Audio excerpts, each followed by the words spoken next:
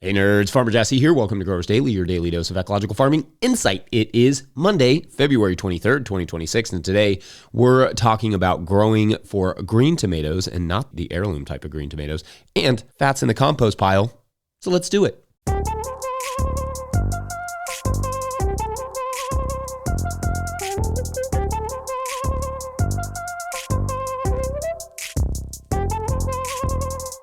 All right, happy Monday, everyone. I hope you all had lovely weekends. Hopefully you got some good work done and some good rest done, or both if you needed it. My attention, what little I have left, is slowly turning to soccer season, with this weekend being one of the big ones where we get all the coaches together for the coaches meeting before the season starts a week from today, which is wild, especially considering it is very, very cold outside right now, and there is a blizzard happening up in the Northeast. So the idea of being outside playing soccer feels far-fetched, but soon enough.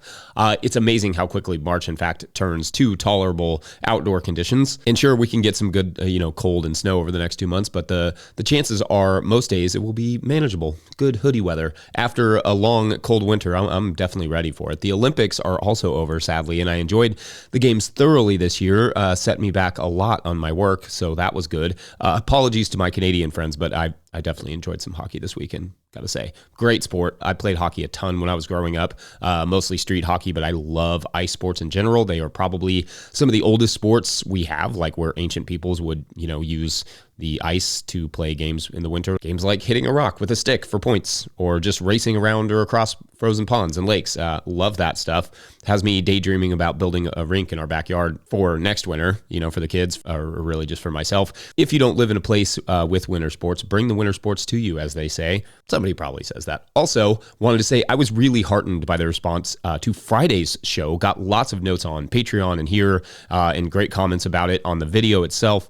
I felt optimistic when I recorded it, but seeing that response made me feel like my optimism was warranted, which is a nice feeling. So anyway, more on that particular subject later. And if you're like, what particular subject, might I suggest Friday's episode of Growers Daily? So it is Monday, where every week this year we are digging into a single less talked about crop in a series we're calling Planting and Raving.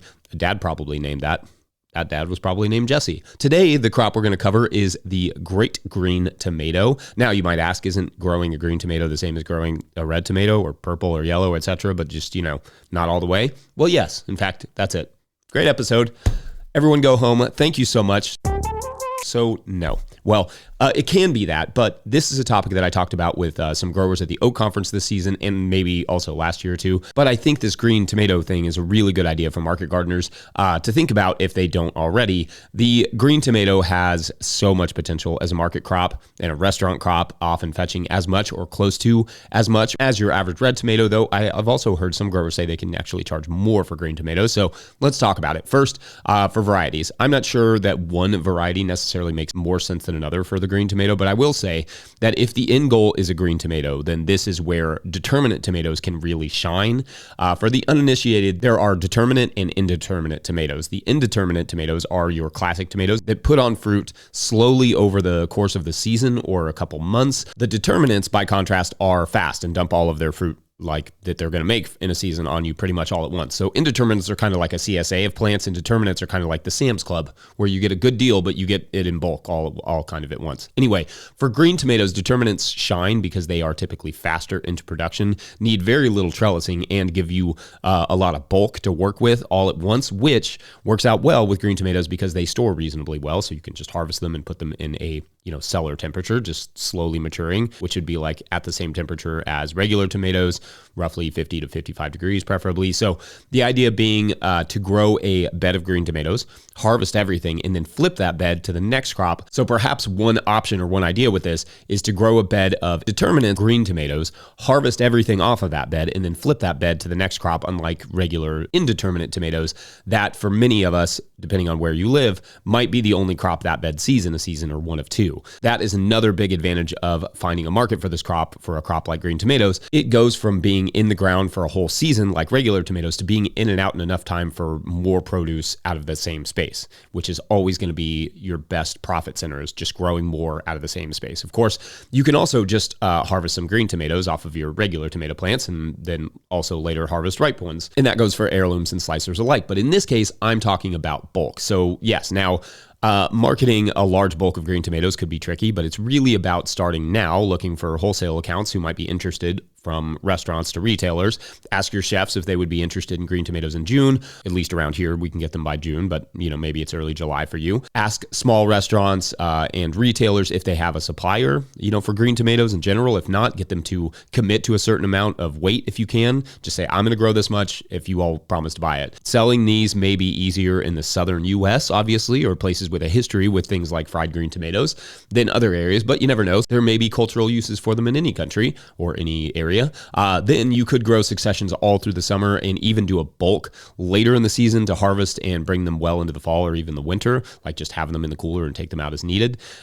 This could be a great long season crop for the right farm. And of course, farmers markets can be a good option too. If I were selling at a farmer's market like green tomatoes and really trying to make that a focus, I would probably not quite bring as much bulk and would instead use indeterminate tomatoes to spread out the harvest a little bit and simply plant more regular tomatoes and steal, the green ones that I need. And as for price, you're looking at roughly $2 a pound or more wholesale, or $3 or more for retail, which would be like farmers markets, depending on the market, because it's a specialty item. A lot of people would prefer, to let their tomatoes ripen to get that extra $2 to $4 a pound, but not you, green tomato grower. You are smart and see the value in growing something fast and moving it in bulk and having something to harvest off of those plants, 10 days earlier than those who wait for just the red ones, which can dramatically increase your profitability if done right. So anyway, we're going to talk a bit more about production and harvesting in the third segment, but let's talk about some fat composting, PHAT, and actually FAT, fat as well. Both really. BRB. Hi, Jesse, here in Springville, Utah. We got some nice mountains here in the back. This is my high-tech grow box that I use to propagate all my plants for my backyard garden. I put concrete pavers in here to trap some heat during the day. It's heated with a crock pot filled with sand and a 48-inch heat mat. It's got a thermostat here that kicks on these fans to cool it down. It blows cold air in and hot air out. It works perfect for my sized garden. Today's episode is brought to you by Tend. Farming is hard, running it shouldn't be. Meet Tend, the purpose-built platform built by farmers for farmers. Plan your season, map your farm, and track every task from seed to sale. No more spreadsheets, no more guesswork, just smart, seamless workflows. Tend adapts to your farm, 1 acre or 100. Real-time inventory, sales, labor, tracking, traceability, and analytics all in one place. You grow food, flowers, fruit, and more. Tend helps you to grow smarter. Start free today at tend.com. That's TEND.com. All right, back to the show. If you, the listener or viewer, are enjoying this podcast, getting even a small amount of value from it, consider supporting our work over at patreon.com/no-till-growers. I will try to get to questions from everywhere that questions come in, but I will always get to your Patreon questions. Now, today's Patreon question comes to us from Patreon member Christine Bell, who writes, quote, "Happy New Year, Jesse and family." Obviously a January question. "I have a composting question. I have access to an abattoir and have considered composting the waste products, intestines, stomach, etc., combined with an unlimited amount of easily accessible wood chips. I've tried it once so far and have discovered that once the pile heats up, the residual fats liquefy and pool, then solidify near the base of the piles. These are large piles that I can flip with my small Kubota tractor, and once flipped, they are distributed throughout the pile. My question is, do you know of any problems I might be introducing to my garden using this compost? I've only applied it to a few 30-foot beds so far this past fall and have long winter with about 1 foot of snow covering it at the moment. Thank you for all you do and keep up the amazing work," end quote. Okay, thank you. And first, I have to say how cool it is to have all that nitrogen and carbon access. I find that for a lot of people, it's like I have, this carbon, but no nitrogen, or I have this nitrogen, but no carbon. But rarely do you run into a ton of people who have good access to both. So that's awesome. All right.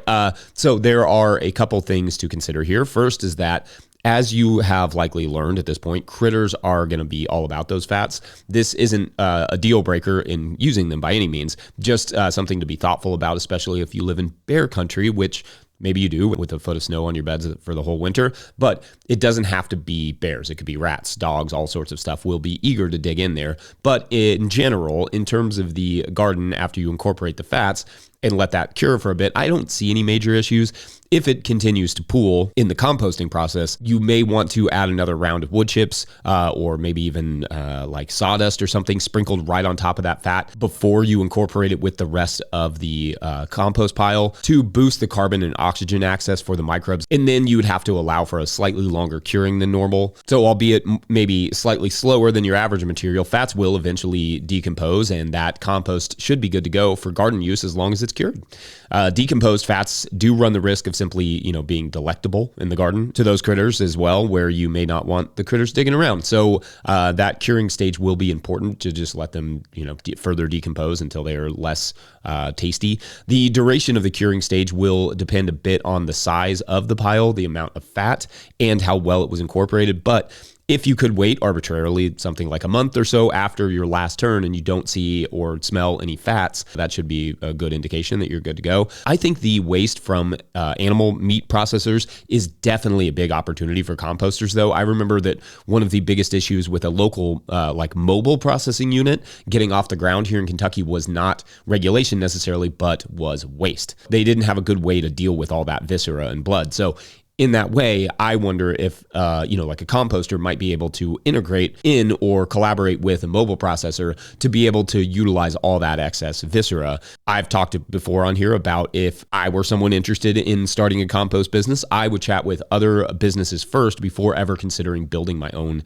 composting site, because it may be entirely easier to start a composting operation as a complement to a meat processor or something, or a farmer or a stockyard or whatever, than it would probably ever be to start a composting business on your own because of, all the permitting and all the things that you'd have to go through.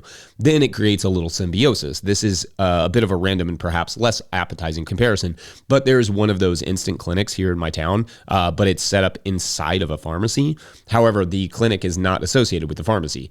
It's a separate business entity, and then there is a medical supply place next to that, which is also a separate business. It's basically just like three businesses in one that all complement one another, and there's no reason farms can't use that same idea and operate in that same way to best utilize the land. Similar to how, for instance, Old North Farm talked about having the nonprofit set up on their farm. As a side note, I did get to try their shrub drink the other day, and it is fantastic. High recommendation. So shouts to Old North Shrub and farmer products like that. Anyway, very cool question. Great opportunity. Keep us updated on how it all goes. Otherwise, up next, we're going to take a little break and then get back to fruit that is perhaps best when fried green.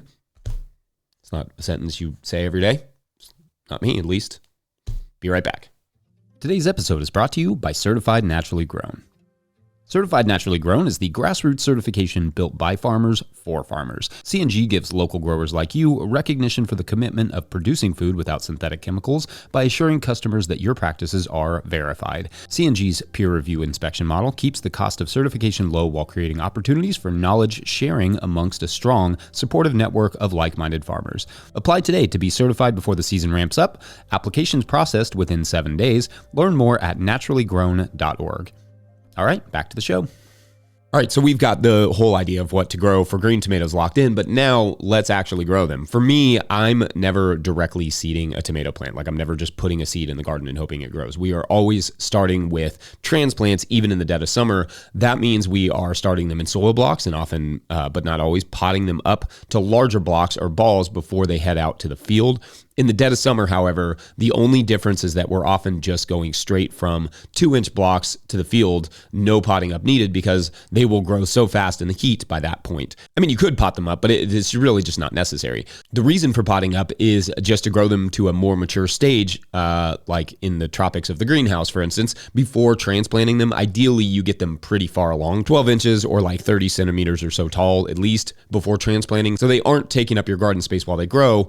They're doing that in the greenhouse, and then you can transplant them, and it's like go gadget plant, which is cool. Nothing really changes there in the planting. Just follow the other tomato guides we've put out for how to plant tomatoes. For bed preparation, all the same rules apply as well. Compaction must be addressed. Drainage must be taken care of. The soil must be well amended because tomatoes are a pretty heavy feeder, even the green ones. But just like any tomato, do not over nitrogen them. You would end up with abundant green leaves and no fruit, green or otherwise. An overly happy tomato plant is basically just a house plant. By that I mean a plant the size of a house, really. For tomatoes to really do their thing, they have to think their lives are at least slightly on the line to want, to make kids' fruit. For planting, we can go a little bit tighter than normal tomatoes, but nothing really changes there either, because in general, you want large fruits and to have them easy to harvest. So you're not likely to go closer than like 18 inches. That would be like 45 centimeters, but really 2 to 3 feet. So like 60 to 91 centimeters probably makes the most sense. Then again, nothing really changes. These are grown just like normal field tomatoes, no pruning. You are still lightly trellising them, even the bushier determinants, to make the plants stand up off the ground and make harvesting easier, though with green tomatoes, it might be easier to harvest off the ground without as much loss as ripe tomatoes.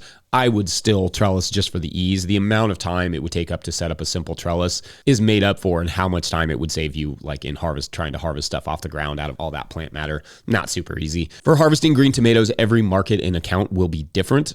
Some may want literally very hard green tomatoes, while some may want them with a hint of red on them, is what we call breakers. This is when they are beginning to ripen and will start to have even a small amount of like red on the blossom end. That's when many will say the flavor is the best, but some folks may want those hard, crisp green tomatoes.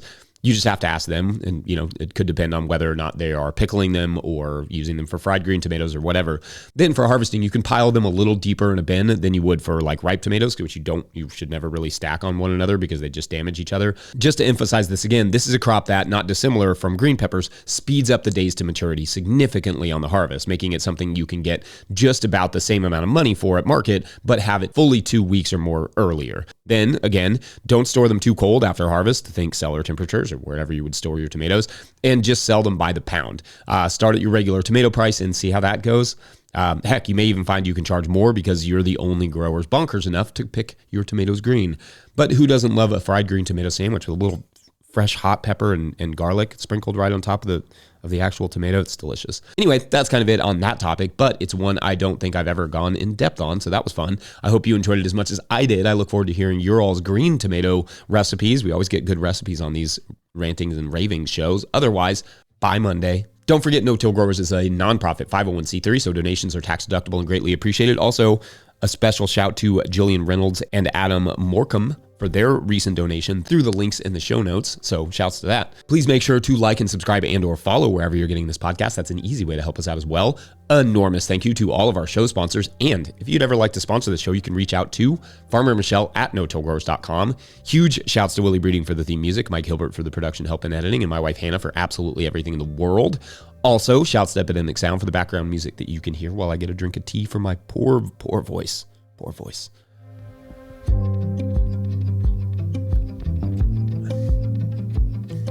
That's better. Pick up a hat or a copy of my book, The Living Soul Handbook, at notillgrowers.com to support our work. Big thank you to everyone over at patreon.com/notillgrowers, where at a certain level, or if you just bump up from one level to another, you sign up in the month of February, you get a shout out on the show. So big shout outs today to Sonia S. or Sonia. Or Sonia. Maybe it's Sonia. Maybe that's what the S stands for. Rob Hazel, bumping up. Shouts to you, Rob. And Marina Pavlovich. Cool. And Steve Leavesay. Steve Leavesay. That's fun. Thank you all. Amazing. And we're gonna get a story out of this. It was a great weekend over the Patreon. Maybe Friday's episode had some people inspired. That's very cool. And as a reward, as we do every week from our Patreon members, we have a fun story. This one, we have a billionaire. Everyone loves billionaires, right? So our billionaire, well, let's call him Chad. That's a billionaire's name. Chad made his money like most ultra wealthy people in that he was born into it.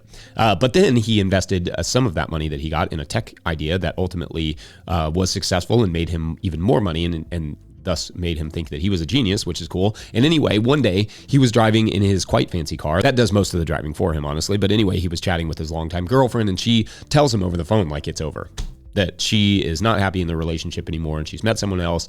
And anyway, it's done. It's over. They're, breaking up. And he's honestly pretty stunned and hurt by this. And he's very sad. And he doesn't have this feeling very often of being kind of let down, but he feels genuine sadness, and he decides, to pull over at a scenic outlook and just stop for a minute and like get out, get a breath of air. When he gets out, he sees like there's a trail off to the side, and it's kind of like a dark trail, but it looks cool. And he decides, to take a walk. He's not really an outdoorsy type, but it looked inviting, and he needed to think and just like get some energy out. And that is for tomorrow, pending signups, of course, on how much for all this? I don't know what that means. We'll find out. Thanks for watching and or listening. We'll see you tomorrow.